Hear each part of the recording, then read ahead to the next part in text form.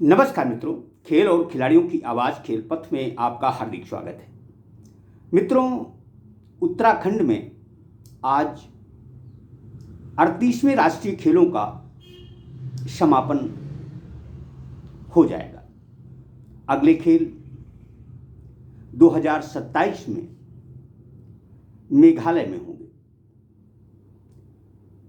Services पदक तालिका में पहले, महाराष्ट्र दूसरे, हरियाणा तीसरे, कर्नाटक चौथे तथा मध्य प्रदेश 5वें स्थान पर रहा। देश की सबसे बड़ी आबादी वाला उत्तर प्रदेश पदक तालिका में 13वें स्थान पर रहा और पिछले राष्ट्रीय खेलों से उसके 16 पदक कम है। अब इससे सहज अंदाजा लगाया जा सकता है कि उत्तर प्रदेश ने पिछले 2 साल में खेलों में कितनी तरक्की की है। अब हम बात उस बिहार की करते हैं जहां के शारीरिक शिक्षा एवं स्वास्थ्य अन्वेषक, योग प्रशिक्षक आर्थिक तंगहाली के दौर से गुजर रहे हैं। बिहार ने इन खेलों में 1 स्वर्ण सहित कुल 12 पदक जीते हैं और पदक तालिका में 29वें स्थान पर है। बिहार ने पिछले 2 साल में थोड़ी सी तरक्की की। गोवा में हुए 37वें राष्ट्रीय खेलों में बिहार ने 3 रजत और 5 कांस्य सहित कुल 8 पदक जीते थे और पदक तालिका में उसका स्थान 30वां था। 4 पदक इस बार अधिक मिले हैं। बिहार राज्य खेल प्राधिकरण के महानिदेशक रविंद्रन शंकरन बिहार के खिलाड़ियों के प्रदर्शन से बेहद खुश हैं। हम आपको बता दें कि बिहार राज्य खेल प्राधिकरण ने पिछले महीने अपने 1 साल पूरे होने का जश्न मनाया था।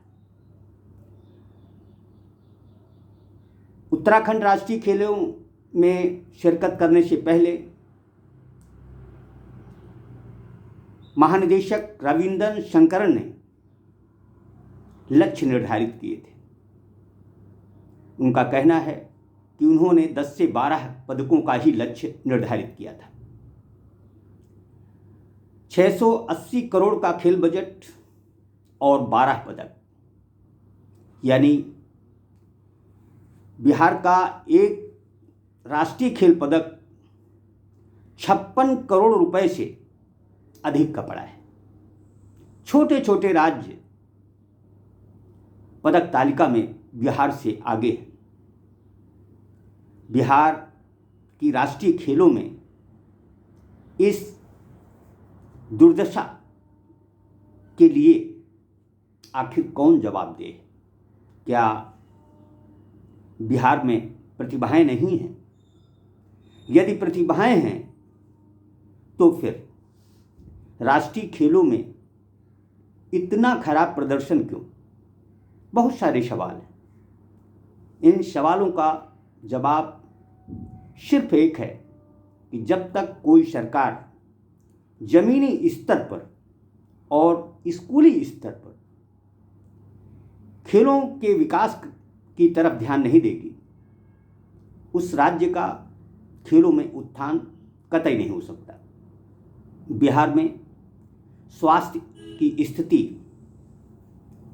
सही नहीं कही जा सकती। योग प्रशिक्षक जहां आर्थिक तंगहाली के दौर से गुजर रहे हैं, वहीं मध्य विद्यालयों में 2022 में 2350 शारीरिक शिक्षा एवं स्वास्थ्य अन्वेषकों की नियुक्ति तो की गई, लेकिन उनके सम्मानजनक मानदेय की तरफ ध्यान नहीं दिया गया, उन्हें 8,000 रुपये में रखा गया। अब सहज अंदाज़ा लगाया जा सकता है कि खेलों पर अकूत पैसा खर्च करने वाली हमारी हुकूमतें शारीरिक शिक्षकों के मानदेय में कंजूसी बरतती हैं। जो खेलों का माहौल बनाते हैं, जो खिलाड़ियों का कौशल निखारते हैं, ऐसे खेल गुरुओं का यदि हम सम्मान नहीं कर पाएंगे तो भला राज्य स्तरीय प्रतियोगिता हो या राष्ट्रीय स्तरीय या अंतर्राष्ट्रीय स्तर की,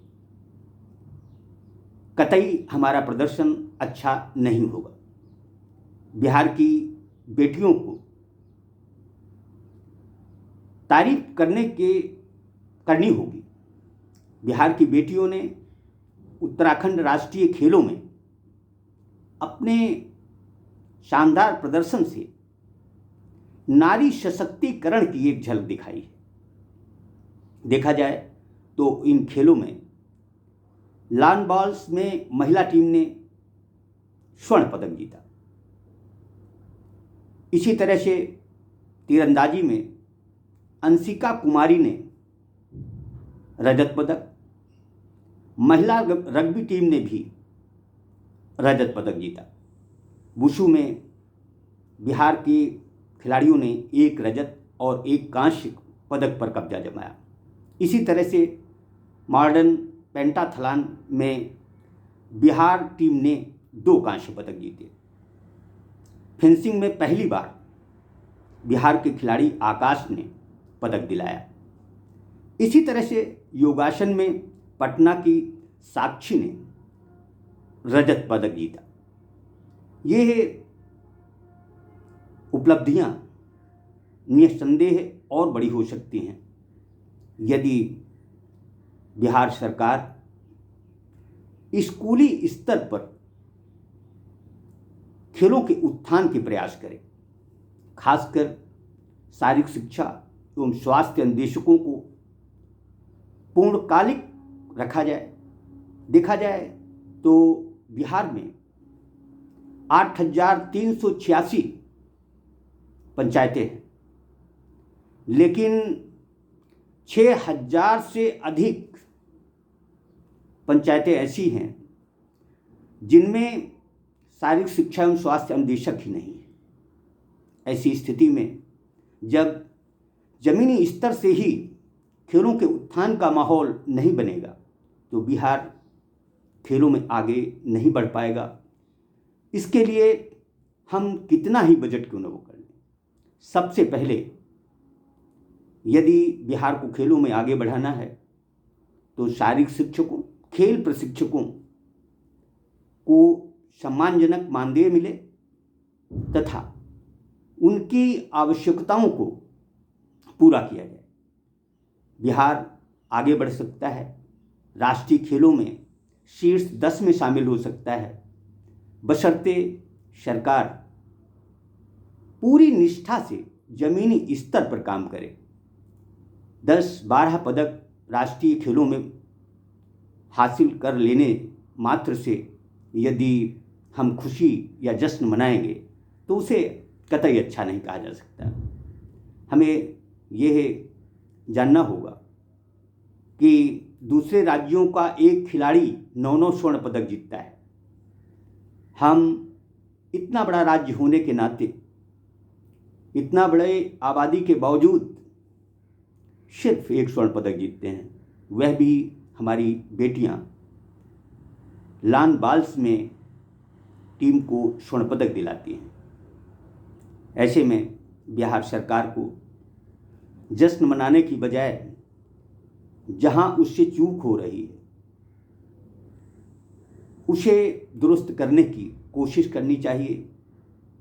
शारीरिक शिक्षा एवं स्वास्थ्य अन्वेषकों को पूर्णकालिक किया जाए।